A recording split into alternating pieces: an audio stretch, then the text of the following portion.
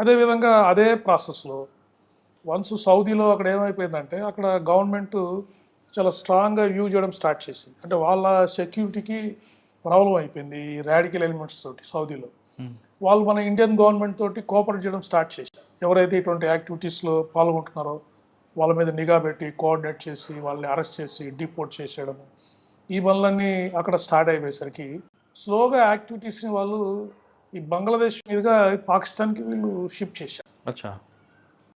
అంటే మనకి porous border ఉండడం, ఇండియాకి బంగ్లాదేశ్కి చాలా పోరస్ బార్డర్ ఉండడం, ఈజీగా బంగ్లాదేశ్కి వెళ్ళిపోతే అప్పుడు బంగ్లాదేశ్లో కూడా కొద్దిగా పరిస్థితులు వాళ్ళకి అనుకూలంగా ఉండేవి. అక్కడ కొద్ది రోజులు పనిచేసిన తర్వాత అక్కడ ఐఎస్ఐ ఏజెంట్స్ ద్వారా పాస్పోర్ట్ క్రియేట్ చేసుకొని, బంగ్లాదేశ్ పాస్పోర్ట్ ఏదైనా క్రియేట్ చేసుకొని అక్కడ నుంచి ఫ్లైట్లో పాకిస్తాన్కి వెళ్ళిపోవడము, పాకిస్తాన్కి వెళ్ళిపోయి అక్కడ ట్రైనింగ్ చేయడము, దౌరా-ఏ-ఆమ్ అని చెప్పేసి ఒక 21 days బేసిక్ ట్రైనింగ్, దౌరా-ఏ ఖాస్ అని చెప్పేసి మళ్ళీ స్పెషలైజ్డ్ ట్రైనింగ్. అంటే వాళ్ళకి బేసిక్ బాంబ్స్ ఎలా చేయాలి, తర్వాత వెపన్స్ ఎలా వాడాలి, సెల్ఫ్ డిఫెన్స్ ఎలా చేయాలి. ఖాస్ అంటే స్పెషల్ ట్రైనింగ్. దౌరా-ఏలో బాగా చేసిన వాళ్ళకి దౌరా-ఏ ఖాస్ అనేవాళ్ళు అప్పట్లో. అట్లా స్పెషలైజ్డ్ ట్రైనింగ్ చేసి మళ్ళీ అదే రూట్లో వెనక్కి రావడం, పాకిస్తాన్ నుంచి బంగ్లాదేశ్కి వచ్చి బంగ్లాదేశ్ నుంచి క్రాస్ అయ్యి మనకు ఇక్కడికి వచ్చేసి ఇటువంటి యాక్టివిటీస్ చేయడం అనేది అప్పట్లో ట్రెండ్గా మనకి కనిపిస్తూ ఉంది. ఓకే. తర్వాత సబ్సిక్వెంట్గా ఏమైందంటే తర్వాత ఇంట్రాగేషన్స్లో మనకు ఏం బయటపడిందంటే ఇట్లా ప్రతిసారి ఈ బంగ్లాదేశ్కి వెళ్ళి బంగ్లాదేశ్లో కూడా గవర్నమెంట్ టైటన్ చేయడం స్టార్ట్ చేసింది. అక్కడ కూడా వాళ్ళు కూడా ప్రాబ్లమ్స్ అయ్యి ఈ పట్టుకోవడము కోఆపరేషన్ స్టార్ట్ అయింది. సో వాళ్ళు ఏమనుకుంటారంటే ప్రతిసారి ఇట్లా బంగ్లాదేశ్కి వెళ్ళేసి పాకిస్తాన్కి వెళ్ళి ట్రైనింగ్ అయ్యే బదులు ఇక్కడే మనం ఇండియాలోనే ట్రైనింగ్ ఈ ఫారెస్ట్లో ట్రైనింగ్ ఇవ్వచ్చు కదా అని చెప్పేసి వాళ్ళు ఆలోచించారండి. అప్పుడు ఒకటి మధ్యప్రదేశ్లో ఒక మాడ్యూల్ బయటపడింది, సిమి మాడ్యూల్ అని అదే టైంలో బయటపడింది.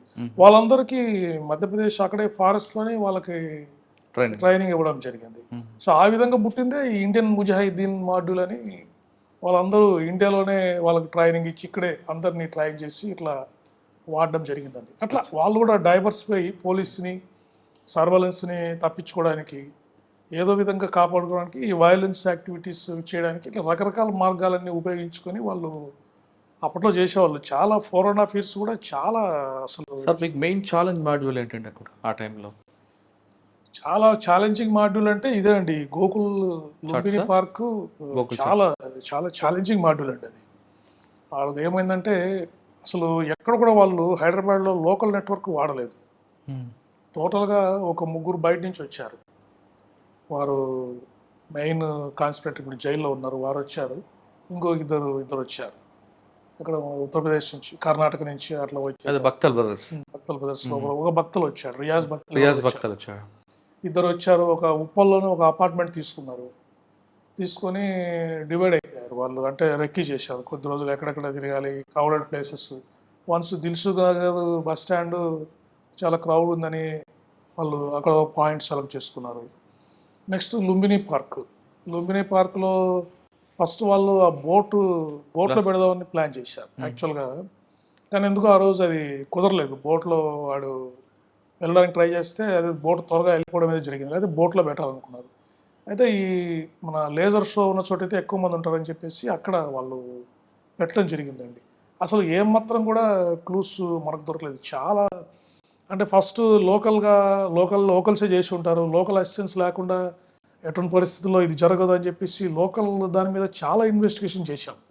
అంత హైదరాబాద్లో ఉండే సస్పెక్ట్స్ అందరినీ కూడా ఇంట్రాగేట్ చేయడం జరిగింది. ఎక్కడ కూడా మనకి క్లూస్ రాలేదు. తర్వాత బాంబేలో వచ్చింది చిన్న క్లూ. ఇది బాంబేలో అది ట్రైన్స్ బ్లాస్ట్ చేశారు. అప్పుడు కుక్కర్ బాంబ్స్ పెట్టేసి బాంబే లోకల్ ట్రైన్స్లో వాళ్ళు బాంబ్స్ పేస్తుంటే వాళ్ళు ఏం చేశారంటే ఒక కారుని వాడారు. ఒక కారులో బాంబు పెడదామని చెప్పేసి ఒక దొంగతనం చేసిన కారుని వాడారు. అక్కడ క్లూ వచ్చింది ముంబై పోలీస్కి. ఆ కారులో ఇన్వెస్టిగేట్ చేస్తుంటే ఎవరు చేశారని క్లూ వచ్చింది. సో అట్లా ఆ మాడ్యూల్లో మనకు ఈ Lumbini park Gokul Chat blast detect అయిందండి. కానీ అప్పటికే కొంతమంది పాత సంబంధించిన యువకులందరినీ అరెస్ట్ చేశారు కదండి.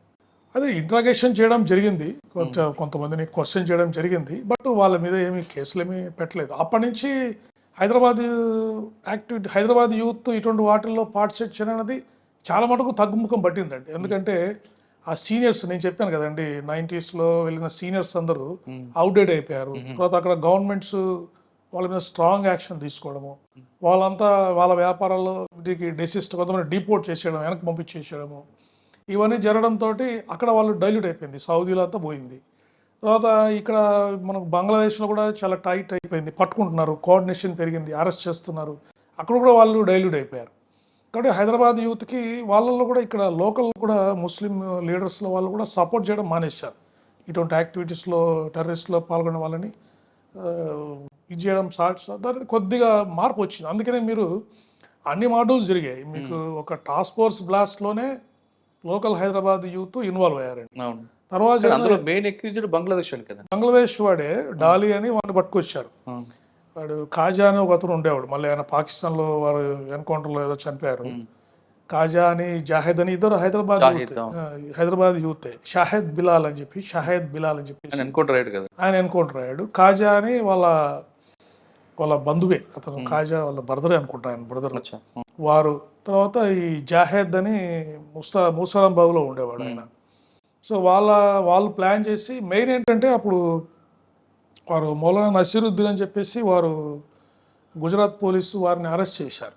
అరెస్ట్ చేసినప్పుడు 2004లో వారి అబ్బాయి ఆ రోజు అరెస్ట్ని అబ్స్ట్రక్ట్ చేయడానికి ట్రై చేశారు డీజీపీ ఆఫీస్ ముందర. అప్పుడు గుజరాత్ పోలీసు ఫైర్ చేశారు. ఫైర్ చేస్తే చనిపోయారు. అప్పుడు టాస్క్ ఫోర్స్ వాళ్ళతోటే ఇది జరిగింది, టాస్క్ ఫోర్స్ వాళ్ళ అసిస్టెంట్ తోటి ఇది జరిగింది, వారు చనిపోవడం జరిగిందని చెప్పేసి దానికి రిటాలియేషన్గా దాన్ని వాళ్ళు అది కాక టాస్క్ ఫోర్స్ అనేది అప్పుడు హైదరాబాద్లో ఐఎస్ఐ మోడల్స్ బ్రేక్ చేయడం వాటిలో చాలా active role task force play చేసేది. అందుకని ఒక సింబల్ ఆఫ్ అథారిటీ కాబట్టి దాన్ని బ్లాస్ట్ చేయాలని ప్లాన్ చేశారు. అయితే లక్కీగా ఆ రోజు దసరా కావడము, హాలిడే ఉండడంతో ఎవరు లేరు, ఒక హోంగార్డ్ ఎవరో ఉన్నారు, హోంగార్డ్ ఒకరే ఆ రోజు చనిపోవడం జరిగింది. సో ఆ విధంగా డైవర్స్ఫై వాళ్ళు కూడా. అది లాస్ట్ మాడ్యూల్ నాకు తెలిసి హైదరాబాద్ యూత్ ఇన్వాల్వ్ అయిన లాస్ట్ మాడ్యూల్. తర్వాత హైదరాబాద్ లోకల్ యూత్ చాలా మటుకు తగ్గారు. అదే టైంలో వికారుద్దీన్ ఒక కొత్త మోడల్ తీసుకొచ్చాడు కదా. డిసెంబర్ 6 రావగానే పోలీసులను కాల్చి చంపడం పెట్టుకున్నాడు కదా. అదే దర్స్గా జహాద్ ఓ షహాదత్ అని డిజేఎస్ అనే ఒక ఆర్గనైజేషన్ ఉందండి. ఈ వికారుద్దీన్ దాంట్లో చాలా యాక్టివ్ మెంబర్గా ఉండేవారు. వికారుద్దీన్ మోటివేటెడ్. వికారుద్దీన్ ఏమంటే వారు ఈ మక్కా మసీద్ బ్లాస్ట్ జరిగింది కదా, దానికి వారు రిటాలియేషన్గా యాక్ట్ చేస్తుండేవాడు. మక్కా మసీద్లో హైదరాబాద్లో బ్లాస్ట్ జరిగింది, వీళ్ళు ఎవరో ఇన్వాల్వ్ అయ్యారు, దాని మీద రిటాలియేషన్ చేయాలి. తర్వాత సబ్సిక్వెంట్గా ఫైరింగ్ జరిగి కూడా ఆ రోజు కొంతమంది చనిపోయారు, అక్కడ చనిపోయారు. దానికి రిటాలియేషన్గా ఆయన యూజీ అయిపోయారు. అప్పటిదాకా చాలా యాక్టివ్గా ఉండేవారు వారు, దర్శక డీజేఎస్లో తిరుగుతూ యాక్టివ్గా ఉండేవారు. సబ్సిక్వెంట్గా ఆయన అండర్ గ్రౌండ్ అయిపోయేసి ఒక 2-3 యూత్ వేసుకొని ఆ యానివర్సరీ రోజు మక్కా మసీద్ ఏదైతే బ్లాస్టింగ్ అయిందో ఆ రోజు వచ్చేసి ఎవరో ఒకరి మీద ఫైర్ చేయడము. ఒకసారి వచ్చేసి సిటీలో ఒక కానిస్టేబుల్ మీద కూడా వారు ఫలక్నామా దగ్గర ఒకసారి, తర్వాత ఐఎస్ఎస్ సదన్ దగ్గర ఒకసారి అటాక్ చేశారు. ఒకసారి ఒక ఇంటెలిజెన్స్ స్టాఫ్ అతని మీద సర్వేలెన్స్ చేస్తున్నారు. సర్వేలెన్స్ చేస్తున్నప్పుడు ఆయన చూశారు, ఫోన్లో మాట్లాడి వెళ్తూ ఉంటే వారు వెంటబడ్డారు, ఆ కానిస్టేబుల్ వెంటబడ్డారు. బట్ వారి దగ్గర వెపన్ ఉందని ఆ కానిస్టేబుల్కి తెలియదు. మామూలుగా ఎలా క్యాచ్ చేయొచ్చు అనుకుని వెళ్ళారు. కానీ సడన్గా ఆయన వెపన్ ఓపెన్ చేసి ఆ కానిస్టేబుల్ మీదకి ఫైర్ ఓపెన్ చేశాడు.